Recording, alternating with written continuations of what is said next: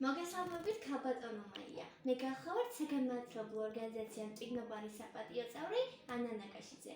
ასევე მეათე საჯარო სკოლის მოსწავლე. მაყურებელს კი მინდა მოვახსენო, რომ დღეს ჩვენი სტუმარია ცნობილი მწერლის, პუბლიცისტისა და საზოგადო მოღვაწის ქალიშვილი ფილოლოგი მაია ჯაფარიძე, რომელიც თავისი სახელოვანი მამის შესახებ მოგვითხრობს. მოგესალმებით, მადლობთ მოწვევისთვის. ნუგზარ ჯაფარიძეს ბათუმის კოლორიტად და მშვენივრად მიიჩნევდნენ. ალბათ რთულია და დიდად პასუხისმგებლოა მისი შვილის სახელის დარება. რა თქმა უნდა, საპასუხისმგებლობაც არის და დიდი პატივიც არის და ამავე დროს დიდი სიხარულიც. მე მიხარია, რომ ყავს სახელოვანი წინაპრები, არა მხოლოდ მამა, ჩემი წინაპრები, რომლებმაც შეიტანეს გარკვეული დადებითი წვლილი ქვეყნის განვითარებაში, მე ყოველთვის ვამაყობ მათით და სიხარულით ვამბობ ყველგან, რომ ვარ ნუგზარ ჯაფარიძის შვილი. ბატონი ნუგზარი ცნობილი ჟურნალისტი და მწერალი იყო. გააცანით მწიგნობლებს მისი საქმიანობის უმთავრესი მომენტები. მისი საქმიანობის უმთავრესი მომენტები და კრედო მისი ცხოვრების იყო ქველმოქმედება, დახმარება და ახალგაზრდა შემოქმედების პოპულარიზაცია. ყავდა ძალიან კარგი სამეგობრო წრე, ეწეოდა ძალიან ბევრ საქმიანობას, იყო ჟურნალისტი, მწერალი, პუბლიცისტი, რედაქტორი და ამავე დროს აქტიურად იყო სათავეში ჩართული აჭარიდან ეკომიგრანტების დასახმარებლად ძალიან ბევრი რამ გააკეთა სამცხე-ჯავახეთში, წლების განმავლობაში ეწეოდა საქველმოქმედო აქციებს მათ დასახმარებლად. განსაკუთრებული სიყვარულით სარგებლობს მისი წიგნი. კოლორიტული და საინტერესო ბათუმლები რომ წარმოგვიდგინა. ამ წიგნთან დაკავშირებით რას მოგვითხრობთ? მოგზაურობა ბათუმში სამტომეულია, ძალიან საინტერესო ნაწარმოებია, რომელიც მართლაც გამორჩეულად შეიყვარა ხალხმა და მკითხველმა, იმიტომ რომ ყველა მიპოვა ამ წიგნში საკუთარი თავი. აქ არის, როგორც ვთქვათ, უმაღლესი თანამდებობის პირი, ასევე რიგითი მოქალაქე, რომელიც ერთდროულად ქმნის ქალაქის განვითარებას და ქალაქის მომავალს, რომელიც შეხმატკბილებულად ცხოვრობდნენ ერთად და ძალიან საინტერესო და სახალისო ამბებია წარმოდგენილი და თუ წაიკითხავთ ამ სამტომეურს, გაიცნობთ ბათუმის წარსულს, დღევანდელობასაც და გააკეთებთ სწორ არჩევას მომავლისთვის. ქალაქში ერთი სკვერი ბატონი ნუგზარის სახელს ატარებს. როცა ამ სკვერში ხართ, რას განიცდით? ეს ძალიან სასიამოვნოა. არა აქვს ყველას პატივი მამის სახელობის სკვერი ქონდეს. მოდი ცოტა ქილმაღლური განცხადებაა, მაგრამ მაინც იყოს, იმიტომ რომ ეს ძალიან სასიხარულოა და ვამაყობთ რა თქმა უნდა და როდესაც მეუბნება რომ აი სკვერში ვიყავი, ნუგზარ ჯაფარიძის სკვერში ვიყავი, გავიარე და ხალხი იყო და ყველაზე მთავარი სკვერის დანიშნულება, სკვერი ცოცხლობს, მუდმივად არის იქ ახალგაზრდებიც, მოხუცებიც, ეს არის თავშეყრის ადგილი და ძალიან სასიამოვნოა. ამავე დროს მინდა ვთქვა, რომ ბათუმის მერია კეთილმოწყობის სამსახური აქტიურად აქცევს ყურადღებას სკვერს, მუდმივად ხდება მისი განახლება, განაშენიანება და ძალიან სასიამოვნოა და ძალიან საპასუხისმგებლოც არის ამავე დროს. სიკვდილით დასასრული არ არის, ის დასაწყისია ახალი ცხოვრების. მამის ცხოვრების გაანალიზება გასვლავთ ამის თქმის საშუალებას? რა თქმა უნდა, იმიტომ რომ თავარი არის შენი ცხოვრების გზა, როგორი ცხოვრე. თუ შენ ისე იცხოვრე, რომ დადებითი კვალი დატოვე და შენზე კარგად საუბრობს ყველა და ტკბილი მოგონებები აქვს შენ შესახებ, თვალზე ცრემლი მოსდის ყველას, ვინც იხსენებს მის ცხოვრებას, მასთან ურთიერთობას, მასთან გატარებულ დროს, აი ის სანამ ეს ადამიანები იცხოვრებენ, სანამ გაახსენდებათ და მომავალი თაობა, რომლებიც მის შემოქმედებას წაიკითხავს და ამოიცნობს მას, რა თქმა უნდა, ის მუდმივად იცოცხლებს. ყველაზე დასამახსოვრებელი მოგონება, რომელიც დაგდევთ მამასთან დაკავშირებით. საერთოდ ყველაზე მთავარი რაც იყო ჩვენთვის და ვფიქრობ, რომ ზოგადად ნებისმიერი ადამიანისთვის მთავარი იყო ის, რომ ჩვენ ვიყავით მისი ცხოვრების მონაწილეები. და ამან მოგცა იმის საშუალება, რომ ჩვენ დღეს ძალიან კარგად ვიცნობთ მამის მეგობრებს. ჩვენ ვიყავით მისი თანამეინახები, აი სუფრაზე ყოველთვის ერთად ვიყავით. რა რანგის სტუმარიც არ უნდა ყოლოდა, ჩვენ შვილები ყოველთვის მასთან ერთად ვიყავით. ყველგან დავყავდით, ყველა ღონისძიებაზე, ყველა შეხვედრაზე. ეს იყო ჩვეულებრივ თქვა სკოლაში შეხვედრა, სამთავრობო დონეზე შეხვედრა, სტუმრად ვინმესთან და ეს იყო ყველაზე მთავარი, რასაც დავუფიქრდი წლების განმავლობაში და მივხვდი, რომ ჩვენ ვიყავით მუდმივად ერთად. აუცილებელი არ იყო, რომ თქვათ სადილზე ან ვახშამზე ყველა ოჯახში ერთდროულად ყოველ დღე ყოფილიყავით.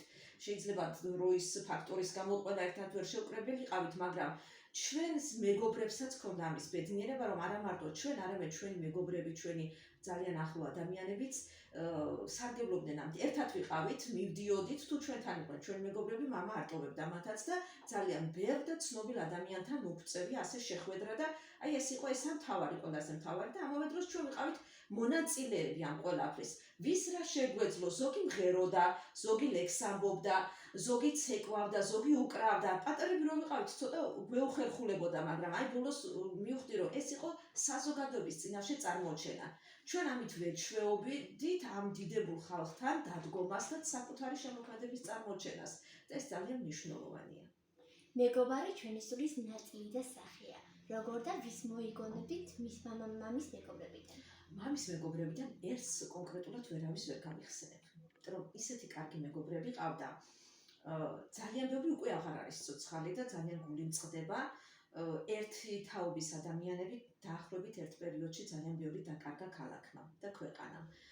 მაგრამ მამას ყავს გამორჩეული მეგობრები, რომლებსაც ყოველთვის ახსოვს ისინი.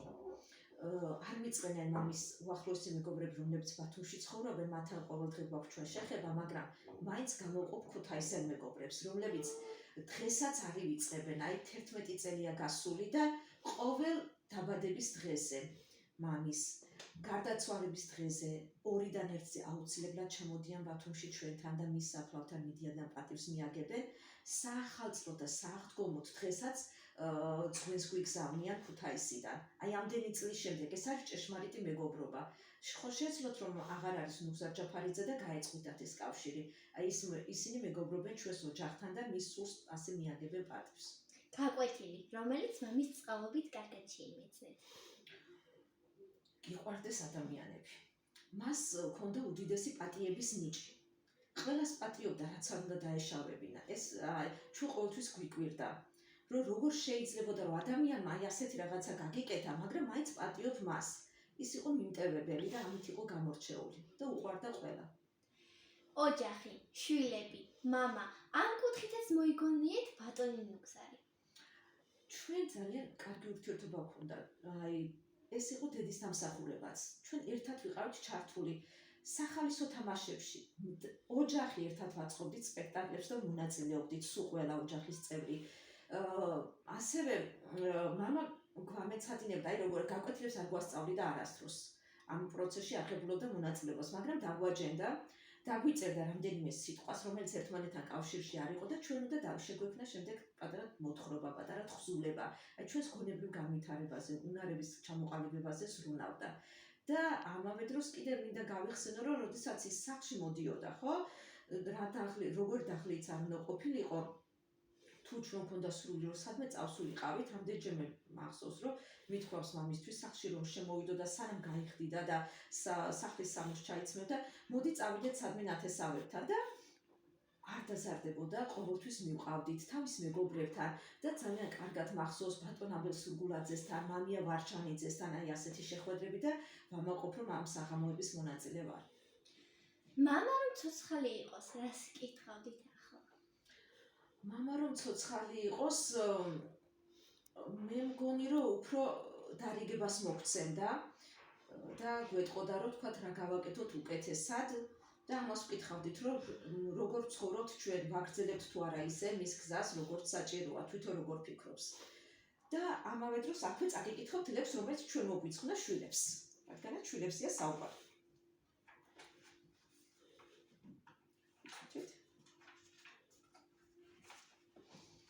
ეს ჩვენს ოჯახს ეძღვნება. კოჭი ეპიტაფია.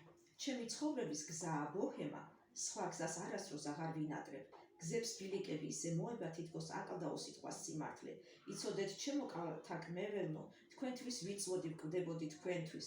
შვილებო, სულის გამნათებელნო, ჩემი სიკვდილი თქვენს ვარსკვლავს ერთვის. ბიჭო ზაალო, სულით ყაჩაღო, კიდევ მაიავ თამუნავ ჩემო, რომ არ ვიქნები სული ალაღეთ სული, რომელიც მამა თქვენს შვენის. ჩემი ცხოვრება წავიდა ასე ურჩხულად მიწის სულში ბოჰემა, ბედიდან ცისკენ მიფრინავს მართვე დაფრთებს უსწორებს ახალ დროებას. არადა როგორ მიყვარს ზამთარი, ზამთარზე უფრო ზაფხულს ვწყალობდი და ეს სიკვდილი, ვით არ წაფთარი, აღარ მიმიყვანს სულის წყარომდე, მისი წილია ეს სინანული, ეს გავარდნა და გაგლეჯა გულის, იცის მიშრება დრო სიხარულის და გულზე მადებს ქვაქს სასახსრულის, ახლა კი მივა მეძებს ქალაქი, ისევ ლოთობით უნდა ვიარო, ღმერთო რისმისთვის მომეც დალაკი, რომ სიყვარულმა ამიწრიალოს, რა ვქნა ჩემი გზა არის ბოჰემა, რომელიც ღმერთთან დამაბინადრებს, წავალ დავრჩები ამას ოცნებად, აღარ ვიქნები და მომინადრებთ. მოგზარ ჯაფარძის ხსოვნის უკტავ საყოფად ყველაზე არსებიათ რა მიგაჩნიათ? ალბათ ცხოვრების გზის გაგრძელება. აი რაც არ უნდა იყოს, თქვათ ის კვერია, წიგნია, თუ ჩვენ არ ვიქნებით ღირსეული მატარებლები და შევარცხვეთ მის სახელს, არც იმს კვერს ექნება ფასი და არც მის წიგნს. თუ ჩვენ ასე იტყვიან, რომ აი მგზარის შვილი როგორია, აი ჩვენ უნდა ვიყოთ მაგალითი იმ ცხოვრების კრედოსი გამგრძელებლები, რაც იყო მისთვის მთავარი ღირებულება. და ბოლოს, რა სიტყვით ჩვენს პროექტს? ძალიან საინტერესო პროექტია, გისურვებთ წარმატებებს, მიხარია რომ მოსწავლეები ხართ მსგავს საგანმანათლებლო ღონისძიებებში ჩართული, ხართ აქტიურები და ამით ეჩვევით კიდევ უფრო ბევრ ადამიანთან ურთიერთობას, ჩამოყალიბდებით უკეთეს ჭერმეტყველებად, რაც დღეს ძალიან სასიქადულა, ყველაზე მეტად რაც ჭირს ბავშვებს უჭირს მეტყველება და აი ეს პროექტი ნამდვილად გაძლევთ ამის განვითარების საშუალებას, წარმატებებს გისურვებთ და ერთ ლექს კიდე წაგიკითხავთ მამის შემოქმედებიდან, რომელიც ეძღვნება ბათუმს, რადგანაც მისი საყვარელი ქალაქი იყო ბათუმი და მისი ცხოვრების მთავარი წერტილი, იმიტომ რომ მას სხვაგან ყოფნა არ შეეძლო დიდხანს. მე შენში გავჩნდი ჩემო ქალაქო, ვიცხოვრე შენთვის ვარ ბათუმელი.